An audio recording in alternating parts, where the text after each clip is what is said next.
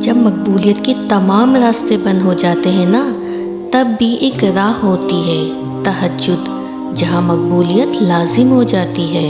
جب تم سکون کی تلاش میں در در بھٹک رہے ہوتے ہو نا، تب وہ رب تمہیں تمہاری زندگی میں سکون لوٹانے کے لیے تہجد کی راہ دکھاتا ہے۔ تہجد تک آنا رب سے عشق کا ثبوت ہے، اور اس عشق کے لیے وہ رب خود تمہیں چنتا ہے، اور جسے وہ چن لیتا ہے اسے مکمل کر دیتا ہے۔ تہجد کے لیے بلاوا فرش سے نہیں، عرش سے آتا ہے۔ تہجد کا سجدہ اسے ہی نصیب ہوتا ہے جسے رب چاہتا ہے۔ تہجد عشق ہے، تہجد سکون ہے، تہجد مقبولیت کی راہ ہے، تہجد معجزوں کی راہ ہے، تہجد تو رب سے عشق کا ثبوت ہے۔ تہجد کے وقت آپ کی چھوٹی سی چھوٹی پکار بھی سیدھا عرش تک جاتی ہے۔ آپ کا تہجد تک آنا تو اس بات کی دلیل ہے کہ آپ کی دعا قبول کی جا چکی ہے۔ آپ اپنے رب سے مخاطب ہو تو آپ کا رب کہتا ہے، مانگو جو مانگنا ہے میں سنوں گا، کون سی فریاد لائے ہو مجھ سے مانگو میں پوری کروں گا۔ پھر جس پل آپ کے ہاتھ اپنے رب کے آگے اٹھتے ہیں، آپ کی زبان سے نکلی ہر ایک دعا پر کن کہہ دیا جاتا ہے۔ یہ نہ سوچو کہ تہجد میں مانگنے کے بعد بھی ہماری دعا قبول نہیں ہوئی۔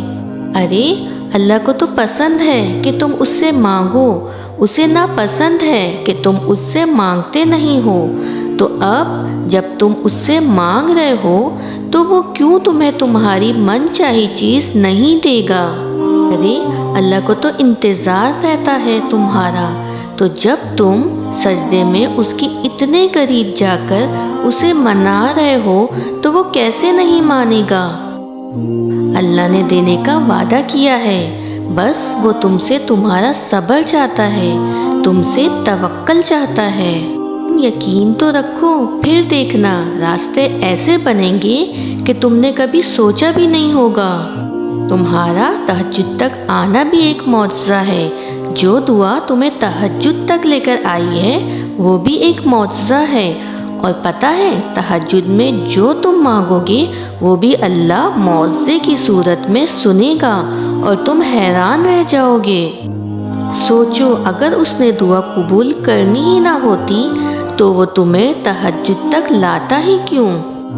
جس نے تہجد کا سجدہ نصیب کیا ہے تو نصیب کو چار چاند لگائے گا بھی وہی۔ جب دل میں خیال ڈالنے والا بھی اللہ ہے تو مقدر میں لکھے گا بھی وہی۔ دل سے جو مانگی جائے وہ دعا اللہ کے ہاں تہجد کی دعا سے بھی بڑا مقام رکھتی ہے۔ پاک ہے وہ پروردگار جو عیبوں کو چہروں پہ ظاہر نہیں کرتا۔ جب دل میں خیال ڈالنے والا بھی اللہ ہے تو مقدر میں لکھنے والا بھی اللہ ہی ہے۔ جب اللہ تمہیں کنارے پہ لا کے کھڑا کر دے گا تو اس پر کامل یقین رکھو، کیونکہ دو چیزیں ہو سکتی ہیں، یا تو وہ تمہیں تھام لے گا یا تمہیں اڑنا سکھا دے گا۔ پھر اللہ ہم پر ایسی آزمائش بھیجتا ہے جو کسی بھی صورت میں ہو سکتی ہے، چاہے کوئی شخص، مال، موت، بیماری، کوئی مصیبت، کہ جس میں پھر ہم دنیا کی حقیقت کو جان جاتے ہیں اور اپنے رب کے قریب ہو جاتے ہیں۔ دعائیں کتنی ہی بے ترتیب کیوں نہ ہو، لیکن چیزوں کو اپنی جگہ پر واپس لے آتی ہیں۔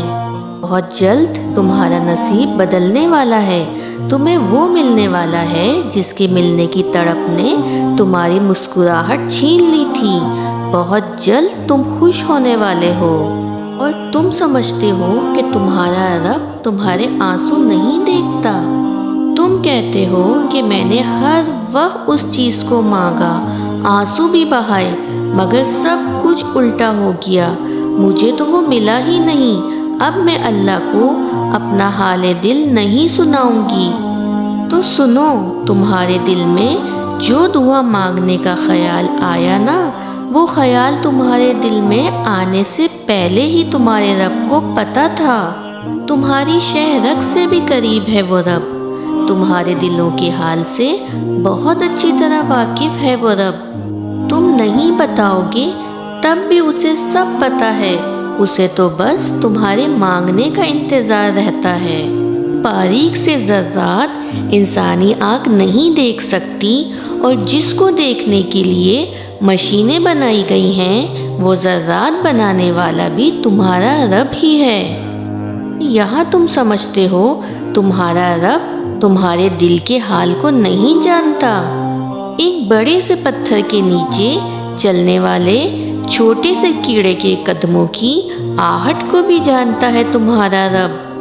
وہ اللہ ہی ہے جو تمہیں اس دنیا کی حقیقت سے واقف کرواتا ہے، کیونکہ ہم اس دنیا کے میلوں میں کھو جاتے ہیں، ہم اپنے رب کو بھول جاتے ہیں، ہم اس دنیا کے وقتی سہاروں کے پیچھے بھاگنے لگتے ہیں۔ بہت بے حس ہے یہ دنیا، کبھی کسی کی نہیں ہوتی، تو تمہاری اور میری کیا ہوگی؟ بھاگنا چھوڑ دو ان رنگینیوں کے پیچھے، کیونکہ آخر میں صرف تم ہوتے ہو اور تمہارا رب ہوتا ہے۔ اپنے راستوں کو دشوار کر کے تمہیں دکھایا ہے، منزل کو حسین بنائے گا بھی وہی۔ جس نے تمہارے دل کو آج صبر کرنا سکھا دیا تو صبر کے انعام سے نوازے گا بھی وہی۔ اتنا مضبوط ہونا چاہیے کہ تمہاری کمزوری کوئی نہ محرم نہ بن سکے۔ تمہیں اللہ پر اتنا تو بھروسہ ہونا چاہیے کہ جب وہ کسی کی حقیقت تم پہ کھول دے تو تم اللہ کے لکھے ہوئے نصیب کو کوسنے کے بجائے اللہ کا شکر کرو۔ سے اللہ تعالیٰ نے حضرت یوسف علیہ السلام کو کنویں میں تنہا نہیں چھوڑا، ویسے ہی اللہ تعالیٰ آپ کے مسئلوں میں بھی آپ کو تنہا نہیں چھوڑیں گے۔ آسمان سے زمین تک اتنے پردے ہو کر بھی ہمارے اور اللہ کے درمیان کوئی پردہ نہیں۔ دعائیں تو تقدیریں بدلتی ہیں، بے شک انجان راستے ہی معجزے لاتے ہیں۔ تم سے تو اس نے بے حد محبت کی ہے، 70 ماؤں سے بھی زیادہ محبت۔ جلد ہی اللہ ایسے کن فرمائے گا کہ تمہارے صبر کا حق ادا ہو جائے گا۔ اللہ کی طرف سے تمہارے صبر کا صلہ آئے گا تو تم بھول جاؤ گے کہ تم نے کبھی کچھ کھویا تھا۔ قبولیت کی دیری میں اللہ کی آزمائش پوشیدہ ہے۔ جو پتے کی ٹہنی کو رزق دینا نہیں بھولتا، وہ پھر تمہیں دینے سے کیسے بھول سکتا ہے؟ یہ اداس دل تمہیں بتا رہا ہے کہ اللہ سے دور آئے ہوئے بہت دیر ہو گئی۔ قرآن پاک بار بار کہتا ہے، نا امید نہ ہو، کمزور نہ پڑو، غمگین نہ ہو، بے شک اللہ ہر چیز پہ قادر ہے۔ ہماری خطاؤں کو معاف فرمانے والے رب ہم سب پر رحم و کرم فرما، رزق میں برکت عطا فرما، بیماروں کو شفا عطا فرما، تمام آفتوں اور مصیبتوں سے حفاظت فرما، اور ہمیں اپنے شکر گزار بندوں میں شامل فرما۔